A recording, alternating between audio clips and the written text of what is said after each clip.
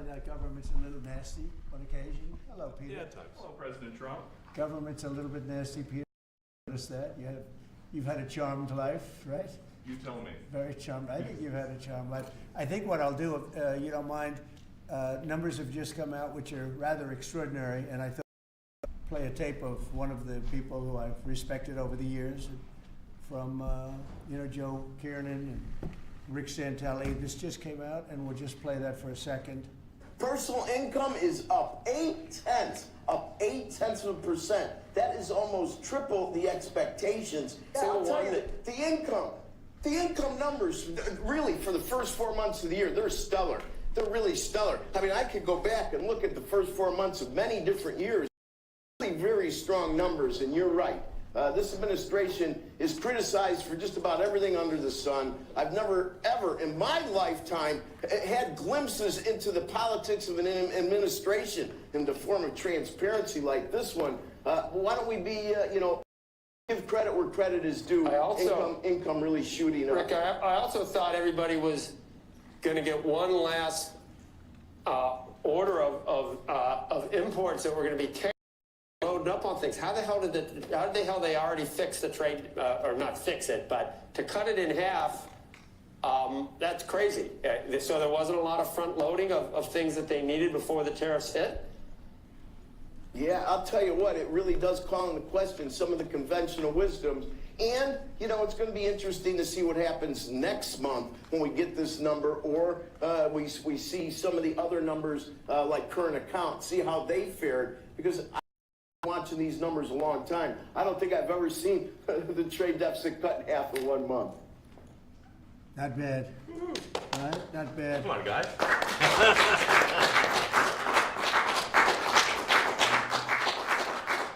I see Howard and Scott are here, so it's great. You guys want to stand over here? You might as well. You're the ones that help produce those numbers, and it'll only get better. The tariffs are so important, and that's why we were so happy with the decision yesterday, where the tariffs continue, because without the tariffs, our nation would be imperiled. We would really be imperiled. I think I can say that with great surety, Scott and Howard.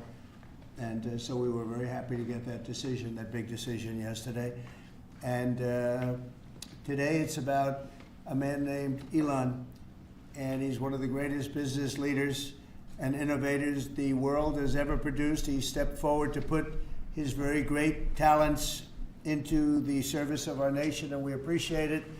And I just want to say that Elon has worked tirelessly helping lead the most sweeping and consequential government reform program in generations. And the kinds of things that he's found and his people have found. He's brought a group of very smart people in, and they found things that are pretty unbelievable. I have to say that the numbers that we're talking about are substantial, but they're going to be very much more substantial with time.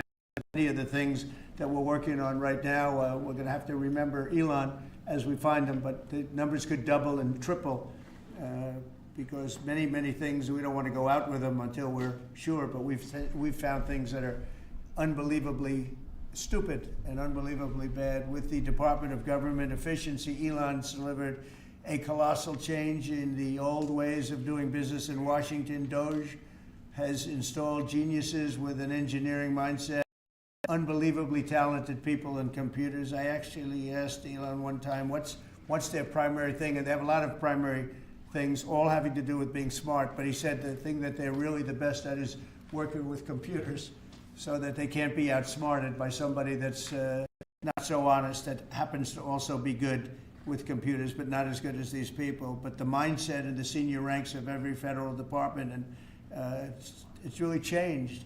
And with Elon's guidance, they're helping to detect fraud/waste and modernize broken and outdated systems. So as you know, we're talking about various systems and changing systems. And sadly, it takes a long time to do that.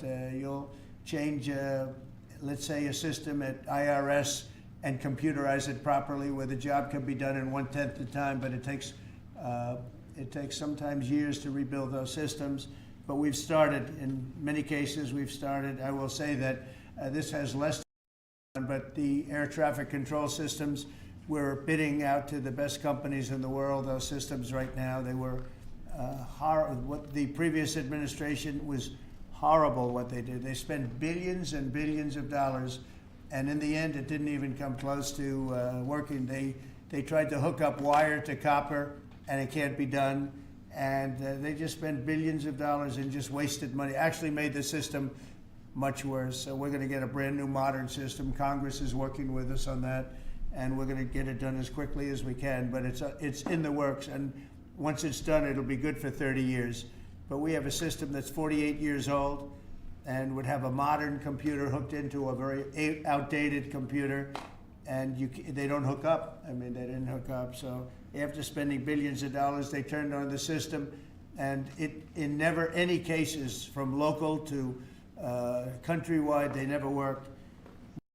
5,000 bureaucrats have voluntarily left their taxpayer-funded jobs to come out and really do the job. Countless wasteful and unnecessary contracts have been terminated, and you know that we have terminated many, many contracts, and many contracts, Elon, are right now being looked at, yes. And it may be 6 months, it may be almost a year in some cases. We're going through procedures, we're going through courts, and we'll remember you as we announce billions of dollars of extra waste, fraud, and abuse. Just as an example, DOGE canceled $101 million for DEI contracts at the Department of Education, $101 million, and that was just in a small section of the Department of Education. $59 million for illegal alien hotel rooms in New York City, and the landlord never made the kind of money that he made in the last short period of time. $59 million to a hotel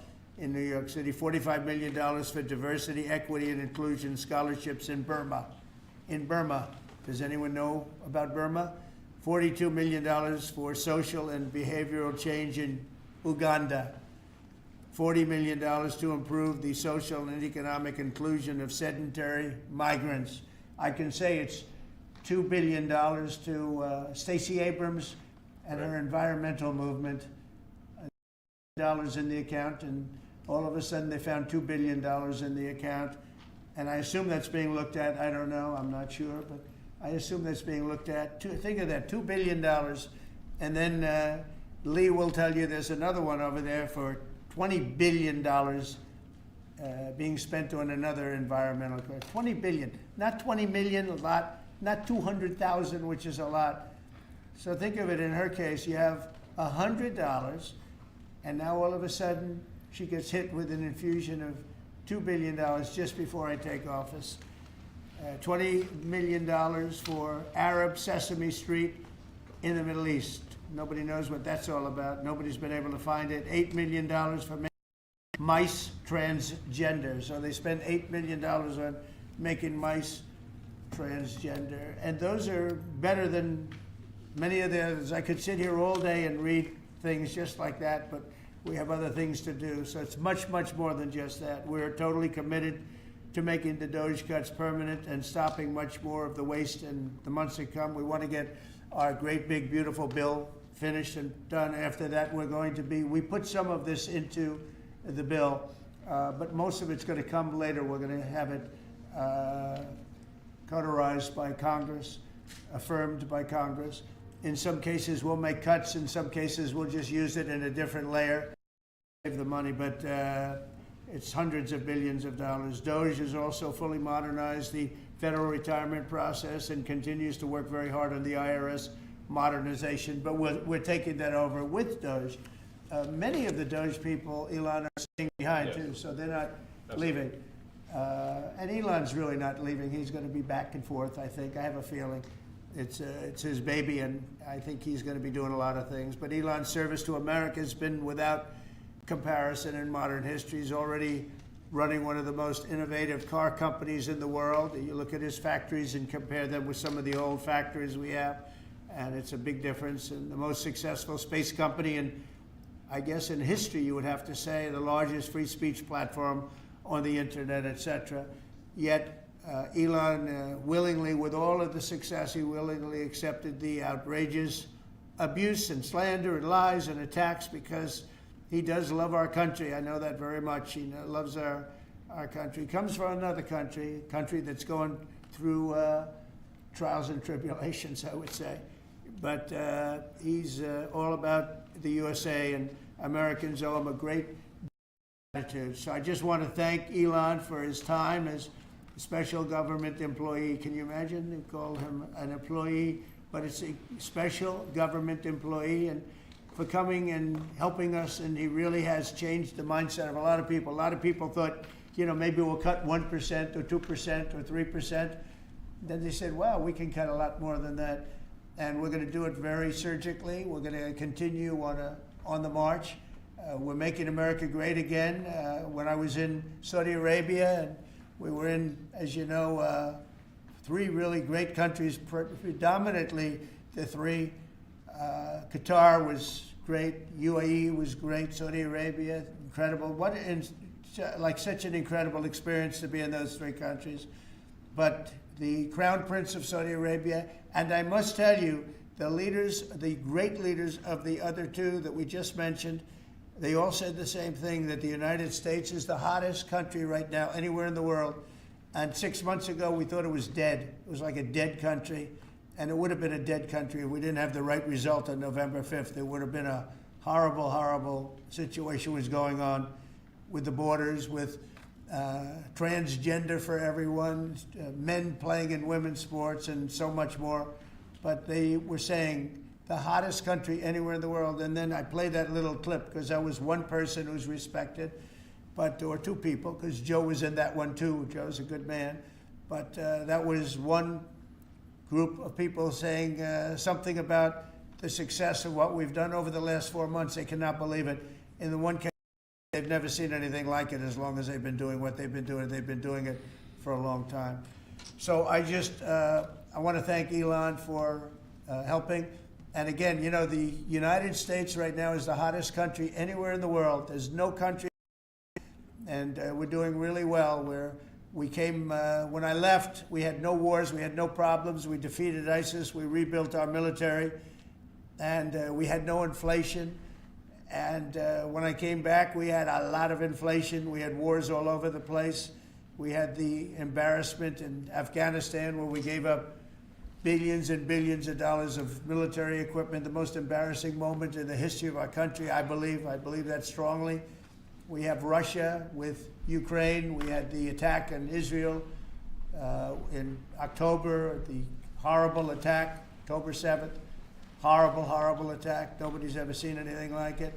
And now we have something where we're really healing a lot of that. We stopped India and Pakistan from fighting. I believe that could have turned out into a nuclear disaster. And I want to thank the leaders of India, the leaders of Pakistan, and I want to thank my people also. We talked trade. And we said we can't trade with people that are shooting at each other and potentially using nuclear weapons. And they're great leaders, and they understood, and they agreed. And that all stopped, and we're stopping others from fighting also, because ultimately we can fight better than anybody. We have the greatest military in the world. We have the greatest leaders in the world. We put one of them in charge of the Joint Chiefs of Staff, as you know, General Raisin Kane. And we wiped out ISIS, completely wiped out ISIS in 3 weeks. They said it would take 5 years, and we did it in 3 weeks. And that's the way it is, but we don't want to have to use our military. We want to be peace through strength when we can, and that's the way we're going to have it. So I just want to thank Elon and all of his people. Most of those people are staying, almost all of them are staying, and they're going to be with us. And you're going to see the results coming long into the future. Even a year and 2 years later, you're going to see a lot of the results, and those hundreds of billions of dollars are going to be adding up, and they're going to continue to add. It'll be interesting, really interesting to see what the final numbers are. Again, Elon gave an incredible service. Nobody like him, and he had to go through the slings and the arrows, which is a shame because he's an incredible patriot. The good news is that 90% of the country knows that, and they appreciate it, and they really appreciate what he did. And I gave him a little special something we have here. Thank you. A very special that I give to very special people. I have given it to some, but it goes to very special people, and I thought I'd I'd give it to Elon as a you. presentation from our country. Thank you. Thank you, Elon. Thank you. Take care of yourself. Thank you. You can see the lock. The lock on this is amazing. That's right. Large lot. Well, let me say perhaps a few words that this is not the end of DOGE, but really the beginning. My time as a special government employee necessarily had to end. It was a limited time thing. It's 134 days, I believe, which ends in a few days. So, so that you know, it comes with a time limit. But the DOGE team will only grow stronger over time. The DOGE influence will only grow stronger. It's I'd liken it to sort of Buddhism. It's like a way of life. So it is permeating throughout the government, and I'm confident that over time we will see $1 trillion of savings and a reduction in $1 trillion of waste and fraud reduction.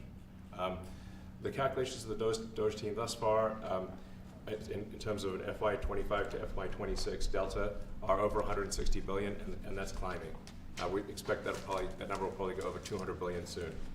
So I think the DOGE team is doing an incredible job. They're going to continue doing an incredible job, and I'll continue to be visiting here and be a friend and advisor to the president. And I look forward to times being back in this amazing room. By the way, isn't this incredible? Look at this incredible. I mean, it's stunning. I think the way that the Oval Office, how the president has just completely redone the Oval Office. It's beautiful. I love the gold on the ceiling. Thank you. It's pretty nice. Yeah. That's been there a long time. That was plaster. Nobody ever really saw it. They didn't know the eagle was up there, and we highlighted. It's essentially it's a landmark, a great landmark, and that's 24 karat gold, and everybody loved it. And now they all see it when they come in. So it's been good. The Oval Office finally has the majesty that it deserves, thanks to the president. So I look forward to continuing to be a friend and advisor to the president, continuing to support the DOGE team, and we are relentlessly pursuing $8 trillion in waste and fraud reductions, which will benefit the American taxpayer. That's it, really. Thank you, Mr. President. Thank you. All right. Great job. Thank you. Thank you, President Trump. The president mentioned that you had to deal with all the slings and arrows during your time at DOGE. There's this. Well, some of the people, some of the media organizations in this room were the slingers. Well, so there is a New York Times report today that accuses you of blurring the line between. Is the New York Times, is that the same publication that got a Pulitzer Prize for false reporting on the Russiagate? Is it the same organization? I got to check my Pulitzer counter. It is. I think the judge just ruled against the New York Times for their lies about the Russiagate hoax, and that they might have to give back that Pulitzer Prize. That New York Times. Let's move on. Okay, then Next President question. Trump. I got one for President Trump. President Trump, Biden aides who used to work here are in talks with Republicans in Congress to go and testify about what they did or didn't do to possibly conceal President Biden's decline. Do you think that Dr. Jill Biden should also have to come in and testify about what she did or didn't do? Well, I hate the concept of it. It's the wife of a man who was going through a lot of problems, and everybody that dealt with him understood that. And I guess it came out during the debate loud and clear. That was the biggest signal of all. They have to do what's right. The country was there was a lot of dishonesty in the election, as you know, 2020. That's been now caught. People understand it. It was a rigged election. And when you go further out, when you see the auto pen, I mean, I think the auto pen is going to become one of the great scandals of all time, because you have somebody operating it or a number of people operating. Because I knew Joe Biden. Joe Biden wasn't in favor of opening up borders, letting 21 million people into this from prisons and mental institutions and gang members. He wasn't into that at all. And who signed these orders, proclamations, and all of the different things that he signed that set our country so far back, that was so bad for our country. With the auto pen, how would it work? Like, we're in the Oval Office right now. If there was a group of rogue staffers that for you who wanted to advance a bill or an executive order without your knowledge, how could they do it? How do they go Well, it's very behind the hard because president's I'd back? read your newspapers or your media the next day and I'd say, well, that, and I would find it. I mean, they wouldn't get away with it for long because I'd say, I never signed that. Who the hell signed that? Auto pens, to me, are used to sign letters to people because we get, I think they said 20,000 letters a week, and you like to be able, when somebody takes the time to write a letter, it's nice to sort of write back. And auto pens are meant for that. Auto pens are not meant to sign major proclamations or tax cuts or borders, anything having to do with the border, which is so important. And if it happened on my watch, I would be able to see it because the next day or sooner I'd be reading about something that I knew nothing about and who the hell signed this. So I almost never used the auto pen. In fact, yesterday I was signing about 81, I think it was 81 proclamations and statements to people that I think should be signed by us. I think when you write letters to foreign dignitaries or presidents or prime ministers, you should be signing those letters, not done with auto pens. I understand he signed almost everything with an auto pen.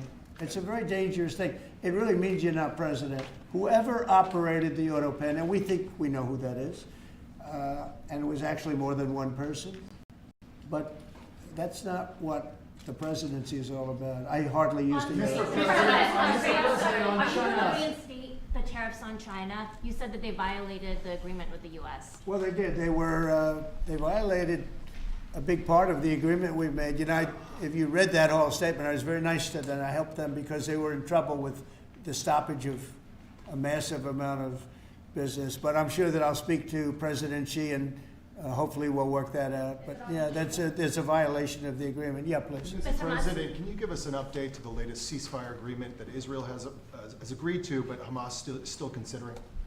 Well, they're very close to an agreement on Gaza, and we'll let you know about it during the day or maybe tomorrow, and we have a chance of that. And I think we have a chance of making a deal with Iran also. They don't want to be blown up.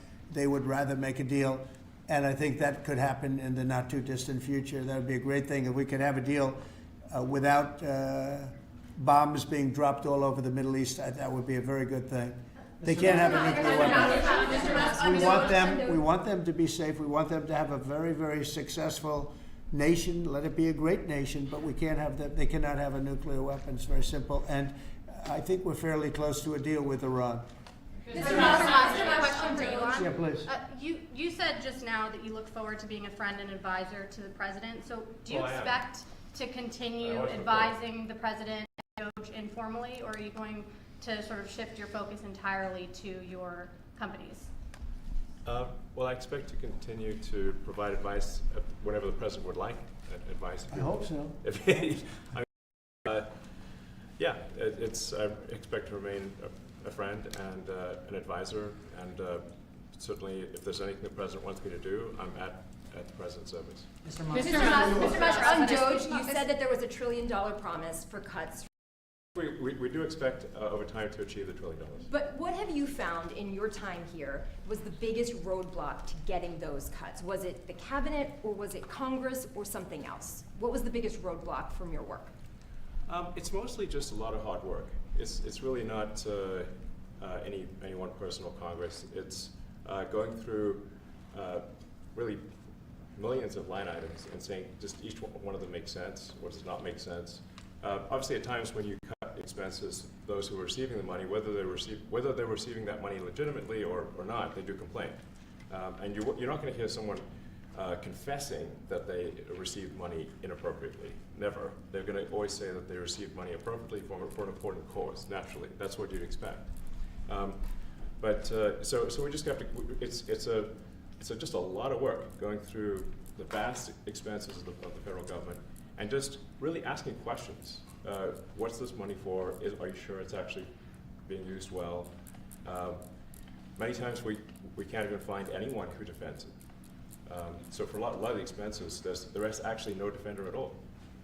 And then we have to just work through the process of stopping the spending, where there's often literally no defender. Nobody even knows why the money's being spent. It's truly absurd. I mean, we find situations where there are millions of software licenses with 0 people using them. Zero. Exactly. This is the quizzical expression. You're like, surely, if there's millions of software licenses, someone should be using them. No, and then we've got to go through the process of saying, okay, look, if no one's using the software, we can terminate this software license agreement. That's everywhere in the government, by the way. Mr. Musk, what do you think would be easier, colonizing Mars or making the government efficient?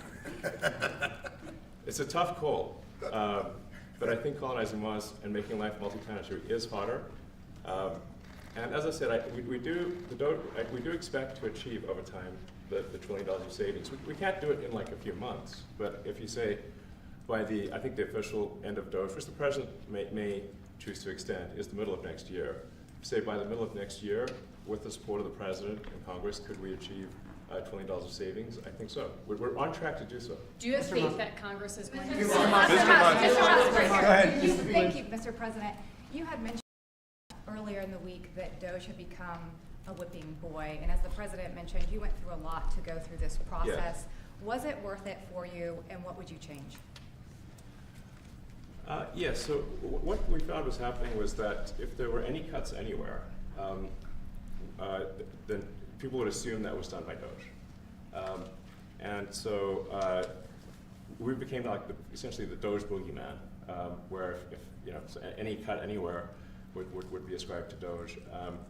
A friend of mine's daughter who's at law school at Georgetown thought that DOGE had cut the Senate, internships, the legal internships for the Senate, and we have nothing to do with that. So if they have been cut, it's not to do with us, just as an example. So, it just became a bit ridiculous where any cut anywhere was somehow DOGE, and including things that made no sense, and we would agree made no sense. There are many things that occur in the government because it's the banal evil of bureaucracy. It's sort of the frankly largely uncaring nature of bureaucracy. It's as the great Milton Friedman said, money is spent most poorly when it is someone else's money being spent on people you don't know, and that's how federal spending is. And then you can't blame the individuals because the way the government works is complaint minimization. So when you do when someone within the government tries to stop that money being spent, there's usually someone that complains. And then their manager will say it's not worth the trouble, just pay it anyway. That happens over and over again. So was it I think it was an important thing. I think it was a necessary thing, and I think it will have a good effect in the future. Thank you, President Trump. This week there was a plane that showed the First Lady of France slapping her husband, Emmanuel Macron. Do you have any world leader to world leader marital advice on those phones? Make sure the door remains closed. That was not good. No, I spoke to him, and he's fine too. They're fine. They're two really good people. I know them very well, and I don't know what that was all about, but I know them very well, and they're fine. What do you think about this Democratic Party plan to avoid being swept in every battleground state again by spending $20 million to study how to speak to American men? Well, they spent 2.8 billion. We spent 1.5. We spent much less. We spent about half of what they spent, and at the end they were $28 million short. They had to be. They spent 2.8 billion. It's a lot, but they couldn't get 28 million at the end, and now they want to spend. I read that they want to spend money to learn how to talk. That's fake. You don't want to be fake. You shouldn't have to hire consultants to say what America needs, because then the consultants should be running the deal, not them. But I read that they want to spend a lot of money in each state. So we won all 7 swing states, 7 out of 7. We won a lot more than that. We won the popular vote. We won everything, and they want to spend money to find out what they did wrong.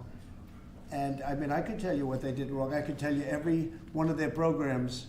When they say men playing in women's sports, I would say that's not a winner.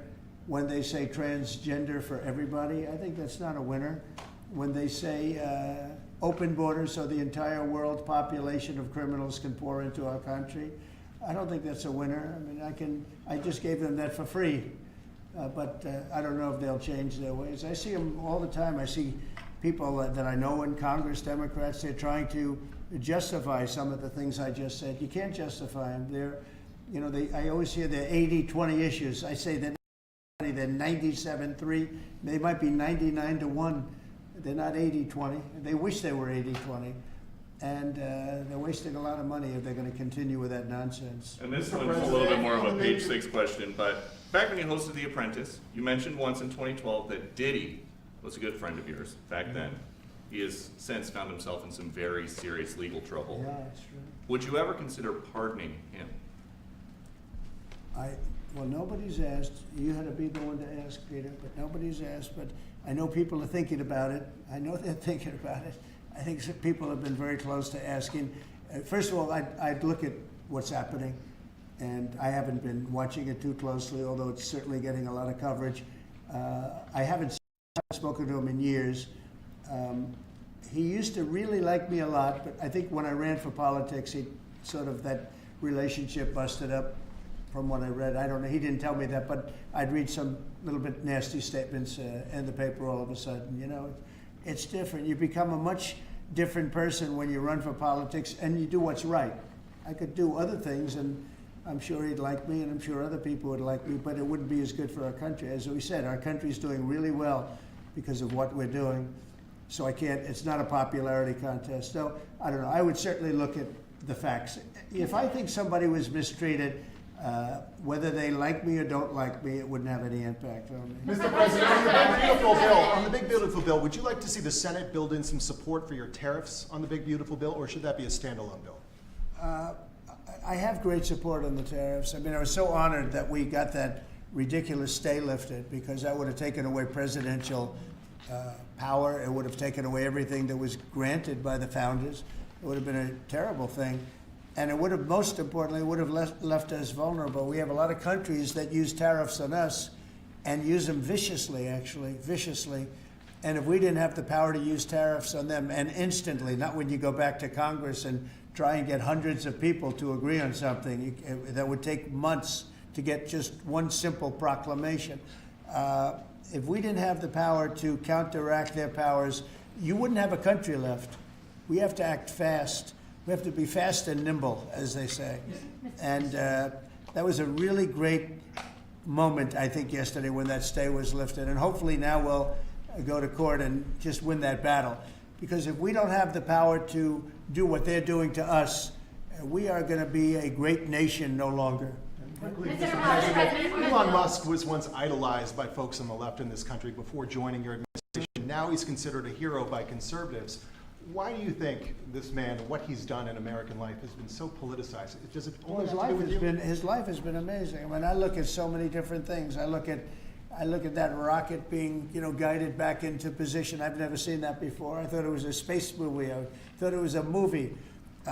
You look at what he's done in terms of communication. It's been unbelievable. So many different, even tunnels going underground, not having to go through all the process. Going, you know, he's got a company that does that. He's got so many different companies. Starlink, as an example, he saved a lot of lives, probably hundreds of lives in North Carolina. I don't even know if you remember, but I called you. They needed Starlink in North Carolina, and I didn't know what the hell Starlink was. I said, what is it? Who owns it? He said, do you know Elon Musk? I said, yeah, I happen to know the gentleman. This was before his government stay.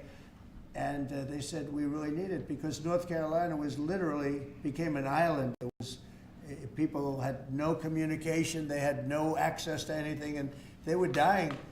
And I called up Elon, and you can't get it because it's so successful. It's very hard to get. And he had so much of it brought over there, and they told me it was unbelievable. It saved a lot of lives. So, you know, he's just done a lot of things. I don't think, frankly, I don't think he gets credit for what he's done. But he's a very good person, too. You know what? If he wasn't a good person, but he did the same things, you know, I'd probably maybe speak differently. He happens to be a really good person who loves the country. Mr. President, on the one big, beautiful bill, you had indicated this week that there were some things you didn't like about what had passed in the House. What changes do you want to see the Senate make? And you had also indicated there were things you didn't like about the bill. What would you be suggesting he push senators to change in their version? Well, I'll tell you, I'll go first. It's an unbelievable bill. It cuts your deficits. It cuts, it's a huge cutting. But there's the things I'd like to see maybe cut a little bit more. I'd like to see a bigger cut in taxes. It's going to be the largest tax decrease or cut in the history of our country. I'd like to see it get down to an even lower number. I was shooting for a slightly lower number. I would have liked to have done that. But with all of that being said, when you look at the tax cut and the fact that the original tax cut, which made us so successful, we had the most successful 4 years in the history of our country, the economy, and this is going to be even better. And you see that by the reports that came out just yesterday or tonight. I guess they were released this morning at 8 o'clock. You see the kind of numbers where somebody that's a pro is like, whoa, I haven't seen numbers like this since I've been doing this.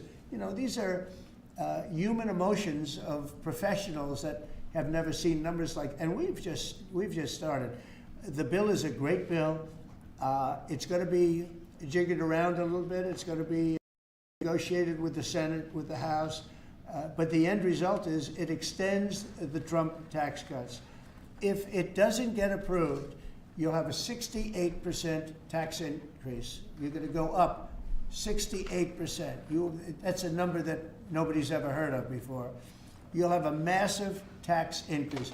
If it does get approved, you'll have a large tax cut, the largest we've ever had. When you add the past tax cuts that we got you, the Trump tax, they call them the Trump tax cuts. It's an amazing bill. It does amazing things. With all of that, it's going to be adjusted a little bit over the next coming weeks, and I think it's going to be passed. The Republicans want to pass it. With all of the great things it does, including an extension of debt, it's the extension. We have to extend the debt. If we don't extend debt, we're in default. Now, the Democrats might like our country to be in default, but in 250 years, we've never been in default. That was handed to them by a very well-meaning man that gave it to them because he thought it was the right thing to do. It could have been their problem before the election, but this man thought it was the right thing. He was well-meaning. I don't hold anything against him for that, but that was put on our plate when it should have been on the Democrats. September 28th, a famous date. It should have been taken care of by the Democrats, but this person, a man of power, gave it to us so that in June that comes due. Well, we have to take care of that because if we don't take care of it, we have a country in default, and we don't ever want to have a country in default. I'll tell you, a certain senator, Elizabeth Warren, said that she would never, ever allow a default on our debt. She would never let it happen, and she would like to get rid of the debt ceiling, what's called the debt ceiling. I call it the debt extension because we really need an extension. That she'd like to see that gotten rid of. And there are many people that agree. Many Democrats agree with that. But we gave that through, and I don't want to say an error. He did it well-meaning. They gave that to us. It was a Democrat problem just before the election. Would have had a huge impact on the election. And to our benefit. We won anyway, but to our benefit. But felt that really for the good of the country, we should extend that. But Elizabeth Warren and various other people would like to see that. Her whole career, she wanted to see it terminated, gotten rid of, not being voted on every 5 years or 10 years. And the reason was because it's so catastrophic for our country. And I always agreed with her. That was one thing I agreed with her on. Now, I haven't spoken to her, but I would say that if you asked her that question now, she'd say, no, it's their problem. But it's a very unfortunate situation. It's a very unfair situation. And she happened to be right on that. It should be gotten rid of, or it should simply be extended. But that's one of the things that gets taken care of in this bill. That automatically gets extended for a 4-year period, and it should be. But I agree with Elizabeth Warren on that. I think you should get rid of it. It's too catastrophic. Yeah, please, go ahead. What message do you like to send to international students? Are they still welcomed to study in the United States? And one question, Mr. Musk. The students? Well, we want to have great students here. We just don't want students that are causing trouble. We want to have students. I want to have foreign students.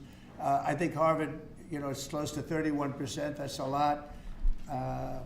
Our country's given $5 billion plus to Harvard over a short period of time. Nobody knew that. We found that out. I wouldn't say that was a DOGE thing, but we found that out over a period of time. That was sort of a Trump thing. We ended up in litigation for other reasons because they're very anti. And in finding out and in going through the books, we found out that the country gave them $5 billion plus, much more than that actually. Having it out with them, and let's see what happens. I think we have a very good, well, it's a very sad case. It's a case we win. We can't lose that case because we have the right to make grants. We're not going to make any grants like that. But I don't think Harvard's been acting very nicely. I think Columbia wants to get the problem. They've acted very well. And there are other institutions too that are acting, but Harvard's trying to be a big shot. And all that happens is every 3 days we find another $100 million that was given. 2 days ago we found $200 million more. The money's given to them like gravy. I'd like to see the money go to trade schools, where people learn how to fix motors and engines, where people learn how to build rocket ships, because you know somebody has to build those rocket ships. Yeah. And I'd like to see a trade school set up, because you could take $5 billion plus hundreds of billions more, which is what's spent, and you could have the greatest trade school system anywhere in the world. And that's what we need to build his rockets and robots and things that he's doing, and to build lots of other things. And you know, I went to school with people. In some cases, they weren't good students, but they could fix the engine of a car better than anybody I've ever seen. They could take it apart blindfolded. They had an ability at that. And they did very well. They made a lot of money. You know, it's a very skilled job. It's great. But I'd like to see a lot of money going into trade schools. I've always felt that. And we probably found our pot of gold, and that's what's been wasted at places like Harvard. And the money's been wasted. Yeah, please. Yeah, I wanted to ask quickly, Mr. Musk, what is your eye okay? What happened to your eye? I noticed there's a bruise there. Well, it wasn't. I wasn't anywhere near France, so. What does that mean? No, I didn't notice his eye. First lady of France. Getting slapped, you know. I didn't notice. Yeah, no, I was just horsing around with the Lex, and I said, "Go ahead, punch me in the face," and he did. Turns out, even a 5-year-old punching you in the face actually does. That was X that did? Yeah. X could do it. If you knew X, you I could saw do his it. mom right now. Mr. But I didn't really feel much at the time, and then I guess it bruises up. But I just horsing around with the kids. I didn't basically. notice it, actually. President Trump, I got one. I know that you try to stay pretty neutral because not your war, but as you. And by the way, not my war. I just want to solve the problem for people. This was not a war that was going to happen if I were president. Right, and so, not your war, but as you try to fix it, and as you survey this hellscape of the Ukrainian front lines, It's horrible. and you and your team deal with a very stubborn Vladimir Putin. Yeah. Do you And look, Zelensky. Yeah. but do you look at this Very conflict stubborn Zelensky, too. any differently now? Like, do you look at this and see Putin as the good guy or the bad guy? So I've known him very well, and I went through a lot of things with him because Russia was, you know, the Russia hoax turned out to be a total hoax. New York Times, they got a Pulitzer Prize. They have to give back the Pulitzer Prize. That's my lawsuit, and they're doing very poorly in that lawsuit. But you know, they wrote stories about how it was true and it was false, and you know, a lot of Washington Post also. I have gotten to see things that I was very surprised at. Rockets being shot into cities like Kiev during a negotiation that I felt was maybe very close to ending. We were going to solve a problem, and then all of a sudden rockets got shot into a couple of cities and people died. I saw things that I was surprised at, and I don't like being surprised. So I'm very disappointed in that way. With that being said, I'd like to see it end. 5,000 people, I think the number's even more than that, but 5,000 people a week are being killed. Mostly soldiers, but also people that live in little cities and towns throughout Ukraine. And I'd like to see that stop. And I asked Caroline this yesterday, but I want to ask you directly. So many of the things that you're trying to do are held up in court right now. If the courts are going to have so much influence over you, do you wish you would have just become a judge instead? Yeah, well, look, it wasn't meant to be that way. If you look at the founders, the president had certain powers, and you have your three groups, and they all had supposed to be pretty equal powers. But you can't have a judge in Boston running foreign policy in places all over the country because he's got a liberal bent or he's a radical left person. That's what the branch is for. And you have checks and balances. But we had millions of people pour into our country. Many, many criminals poured into our country. Murderers, mental institutions from all over the world being emptied out into our country. And if we don't get them out and get them out quickly, could lose your country very easily. This is a bad, that anybody would allow this to happen to our country. You know, with all of the things, we took over inflation, we took over some wars, we took over a lot of problems that didn't exist when I was president. None of it existed. We wiped out ISIS. Other than that, we had no wars. Putin was never going to hit Ukraine. Israel would have never been attacked. That attack, as you know, Iran had no money. They didn't have money for Hamas. They didn't have money for Hezbollah. They had no money whatsoever. That wasn't going to happen. All of these things that happened weren't going to happen. You wouldn't have had inflation. So it's very sad when I came back. But the thing that is the hardest is that they allowed 21 million people into our country, and many of those people are stone-cold criminals. They moved their criminal population into the United States, and of all the things that, you know, are bad, I solved inflation, I believe, already. I got the fuel prices down. The fuel prices came down. That's one of the reasons. They screwed up the energy. They screwed up the cost of gasoline and oil and gas. And you had tremendous inflation, the greatest inflation probably in the history of our country under Biden. And when people said, oh, but the economy was, no, the economy was terrible for the people because they couldn't afford the energy. And the energy brought everything else up. Energy is the big deal. But with all of that, we solved that already. In 4 months, we solved it. $1.99, $1.98 gasoline. First time people have seen that in a long time since my term. But the hardest thing to solve is millions of people pouring into our country, many of whom are criminals. Because remember, these countries are smart. Their leaders are very street smart. They're sending the people that they don't want. They don't want the people that are there, that are law-abiding, that are productive, that are working hard. They want people that are in jails. We have them. They allow them to come in. And I always look to the other side, like, why would somebody do something? You know, in business, I try and study, why would they want to do this? Why would they want to sell it? Why would they want to buy it?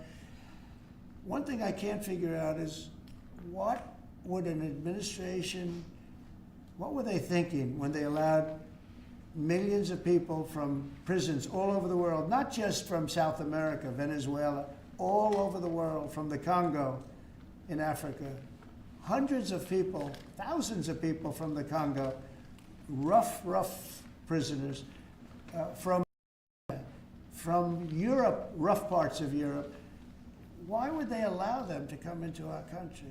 Why would they do that? It's the one thing to figure out.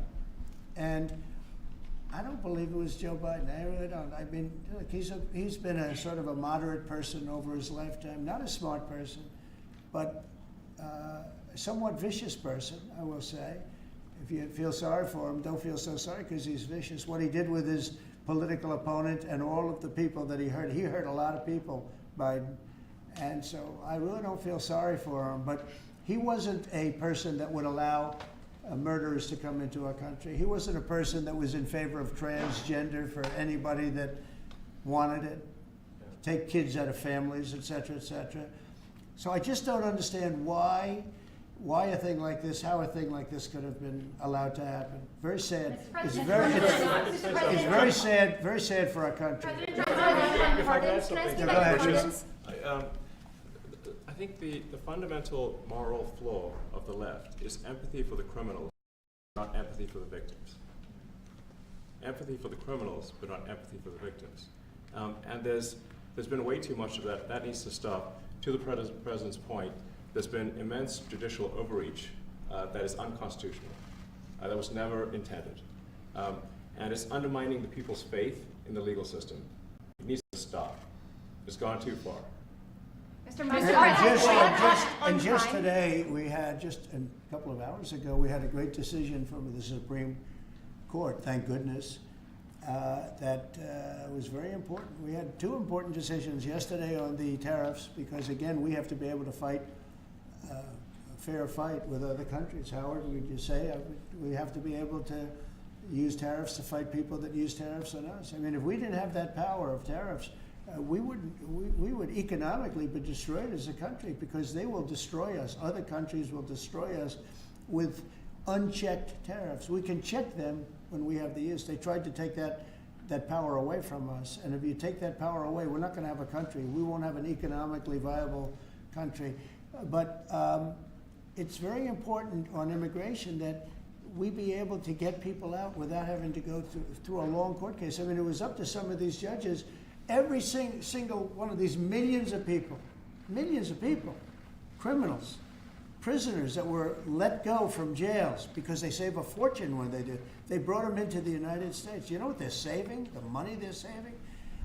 But some of murderers, it's very important that we're able to get those people out of here fast, bring them back to their country where they belong.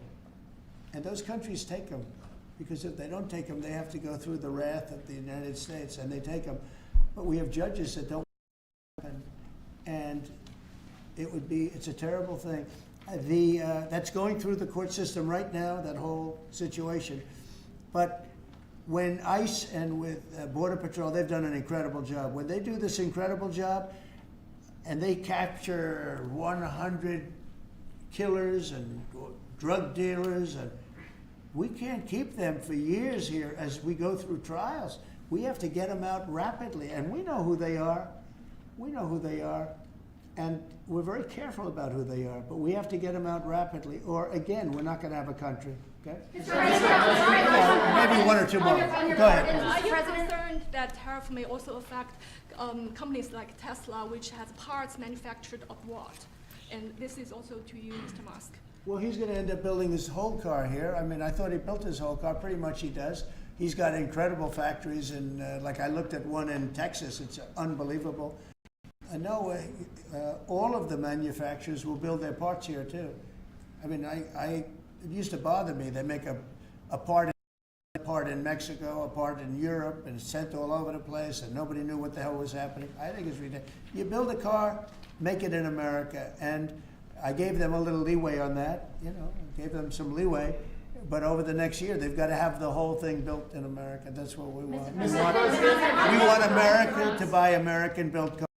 Thank you very much, everybody. Thanks, guys. Thanks, guys. Thank you, guys. How was your meeting, Mr. Roadblocks? Thanks, guys. Good meeting. It was a good meeting. Are you considering? Thanks, guys. Keep going, keep going, keep going. Thank you. Thanks, guys. Let's go straight out here. Thank you. Thanks, guys. We can come back for the chords. Right, you want me to take the